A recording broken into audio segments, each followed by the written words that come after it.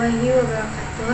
Hi guys, to introduce myself, I'm Hermisa Fauzia and my student number is 221230130. Okay, now I will explain material about Islamic curriculum department and let's begin. Oke, materi pertama yang akan saya paparkan yaitu kurikulum pendidikan Islam, di mana kurikulum pendidikan Islam ini merupakan salah satu rencana pengajaran yang dirancang untuk menanamkan dan membina nilai-nilai ajaran Islam dalam peserta didik, sehingga mereka mampu menjadi individu yang berakhlak mulia, beriman, bertakwa, dan berpengetahuan. Pendidikan ini tidak hanya mencakup ilmu agama, tetapi juga ilmu pengetahuan umum yang diintegrasikan dengan nilai-nilai keislaman. Untuk memberikan penjelasan yang lebih lengkap, di sini ada subtopik yaitu pendidikan Islam yang lebih komprehensif. Adapun subtopik yang akan saya jelaskan yaitu yang pertama, tujuan pendidikan Islam yang lebih komprehensif. Tujuan pendidikan Islam ini mencakup berbagai dimensi termasuk pembentukan karakter, moralitas, spiritual, dan intelektual. Beberapa tujuan tersebut yaitu pembentukan akhlak mulia, menjadi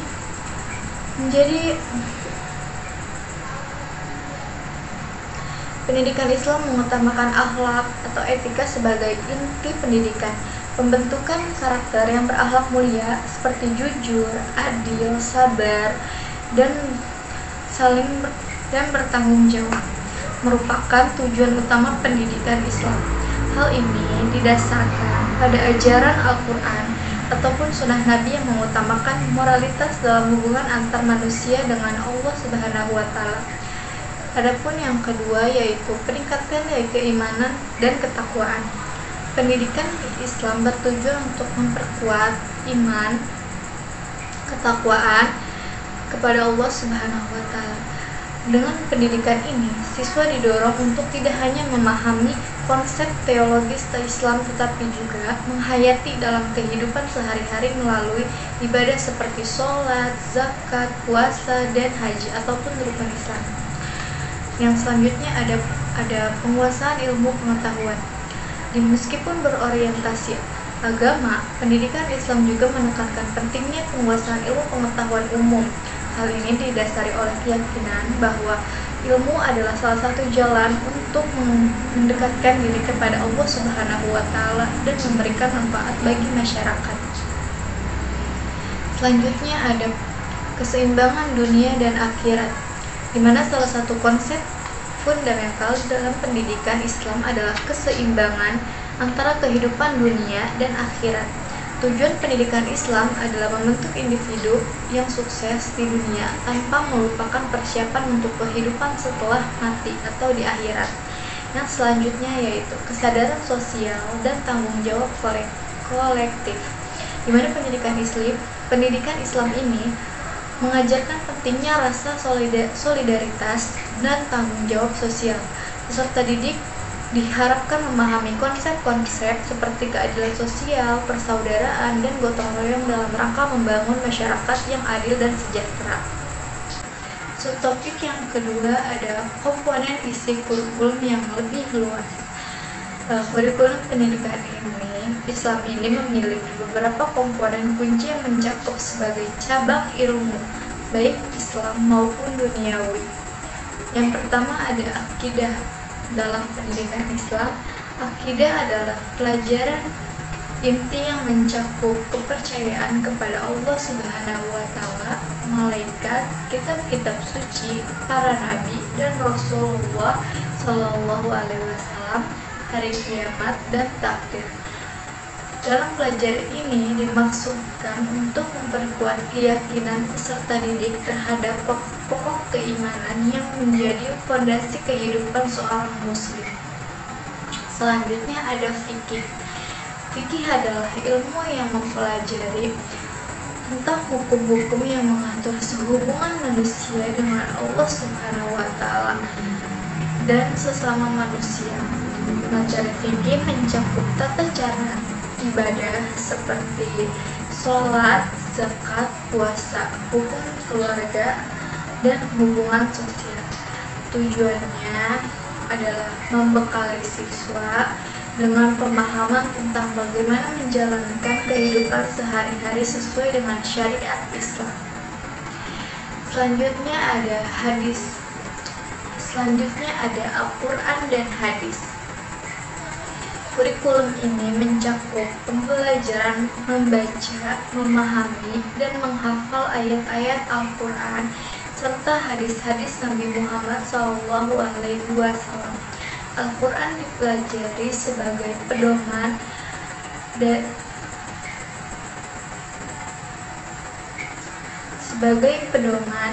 hidup yang memberikan petunjuk dalam segala aspek kehidupan. Sementara hadis dipelajari sebagai penjelasan dari ajaran-ajaran yang ada dalam Al-Quran. Yang selanjutnya ada tafsir dan ilmu Al-Quran. Tafsir Al-Quran dipelajari untuk membantu peserta didik memahami makna dari ayat-ayat yang terkandung dalam Al-Quran. Selain itu juga diajarkan ilmu tentang bagaimana Al-Quran disusun, sejarah turunnya wahyu, dan ilmu-ilmu yang berkaitan dengan Al-Quran seperti ulumul Quran. Selanjutnya ada akhlak. Pelajaran akhlak berfokus pada pembentukan karakter mulia seperti kejujuran, rendah hati, tolong menolong, sabar, dan sifat baik lainnya. Akhlak mulia ini merupakan tujuan utama dari pendidikan Islam, karena tanpa akhlak yang baik, ilmu agama maupun ilmu umum tidak akan bermanfaat secara penuh. Selanjutnya ada sejarah Islam. Dalam Sejarah Islam mempelajari sejarah peradaban Islam, khususnya sejarah kehidupan Nabi Muhammad SAW, para sahabat, serta bagaimana perkembangan Islam di berbagai belahan dunia. Sejarah ini penting untuk memberikan teladan dan pemahaman tentang bagaimana Islam berkembang dan berkontribusi terhadap peradaban manusia. Selanjutnya ada bahasa Arab, di mana bahasa Arab ini diajarkan sebagai bahasa Al-Quran dan hadis. Penguasaan bahasa ini memungkinkan peserta didik untuk memahami teks-teks Islam secara langsung, yang merupakan bagian-bagian penting dari kurikulum pendidikan Islam. Selanjutnya, yang ketiga ada metode pengajaran yang lebih mendalam, di mana metode pengajaran dalam pendidikan Islam mencakup pendekatan-pendekatan yang berbeda tergantung pada subjek yang diajarkan, usia peserta didik, dan lingkungan pendidikan. Yang pertama yaitu ada ceramah. Dalam metode ceramah adalah penyampaian materi oleh guru kepada peserta didik dalam bentuk penjelasan langsung. Ini sering digunakan dalam pelajaran akidah, fikih, dan akhlak. Guru memberikan penjelasan yang jelas tentang materi. Kemudian peserta didik diajarkan untuk memahami, merenung, dan menghayati isi pelajaran. Yang kedua ada diskusi dan tanya jawab, di mana metode ini mendorong siswa untuk aktif dalam proses belajar dengan mengajukan pertanyaan, berdiskusi dengan sesama teman, dan menyampaikan pendapat. Diskusi ini penting untuk memperdalam pemahaman peserta didik tentang isu-isu agama dan menerapkan pemikiran kritis terhadap ajaran-ajaran yang dipelajari. Selanjutnya ada praktik langsung, atau salah satu karakteristik pendidikan Islam adalah pelajaran yang berbasis praktik seperti dalam ibadah. Siswa diajarkan langsung mempraktikkan tata cara sholat, berwudu, membaca Al-Quran, dan pelaksanaan ibadah lainnya. Praktik ini memberikan pemahaman praktis, tidak hanya teoristis. Selanjutnya ada hafalan Al-Quran. Hadis ini merupakan bagian integral dari kurikulum pendidikan Islam.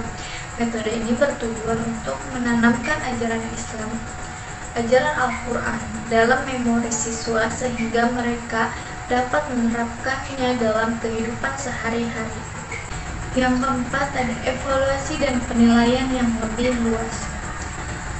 Evaluasi di dalam pendidikan Islam tidak hanya berfokus pada aspek kognitif, tetapi juga pada aspek efektif psikomotorik.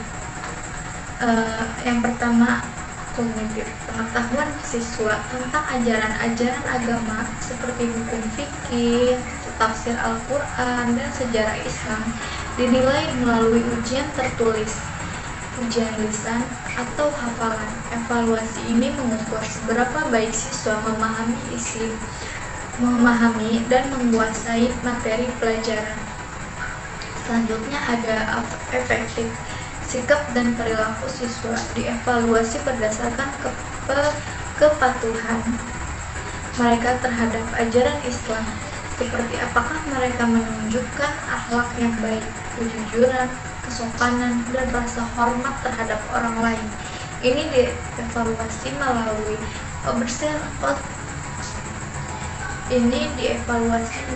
observasi guru terhadap sikap sehari-hari siswa di sekolah. Yang selanjutnya ada psikomotorik, kemampuan siswa dalam melaksanakan ibadah dan keterampilan praktis lainnya seperti cara sholat, membaca Al-Quran, atau melakukan wudhu dinilai pada tes praktik atau observasi langsung. Yang selanjutnya ada pendekatan integratif yang lebih luas. Pendekatan integratif dalam Islam bertujuan untuk memadukan ilmu agama, pengetahuan umum. Contohnya adalah pelajaran sains. Siswa diajarkan bagaimana fenomena alam menunjukkan kebesaran Allah Subhanahu wa Ta'ala. Selain itu, konsep moral dan etika diintegrasikan ke dalam setiap mata pelajaran, sehingga peserta didik memahami bahwa pengetahuan dan teknologi harus digunakan dalam kerangka akhlak dan etika yang Islami.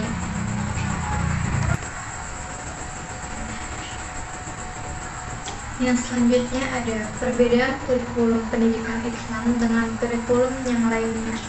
Kurikulum Islam ini berfokus kepada akhlak, pembentukan akhlak, iman, dan ketakwaan. Tujuan utamanya adalah membentuk manusia yang tidak hanya cerdas secara intelektual, tetapi juga memiliki akhlak yang baik, iman yang kuat kepada Allah Subhanahu wa Ta'ala, menggabungkan aspek dunia dan akhirat, yaitu bagaimana peserta didik dapat bersukses di dunia tetapi taat kepada aturan-aturan agama untuk mencapai kebahagiaan di akhirat. Sedangkan kurikulum yang lain atau kurikulum umum lebih berfokus pada perkembangan intelektual dan keterampilan untuk sukses dalam kehidupan duniawi, seperti keterampilan berpikir kritis, sains, matematika, literasi, dan teknologi. Tujuan akhirnya adalah mempersiapkan peserta didik untuk masuk ke dunia kerja atau melanjutkan pendidikan ke jenjang yang lebih tinggi, tanpa secara langsung menghubungkannya dengan aspek spiritual atau agama. Kesimpulannya, kurikulum pendidikan Islam dirancang untuk menciptakan keseimbangan secara ilmu.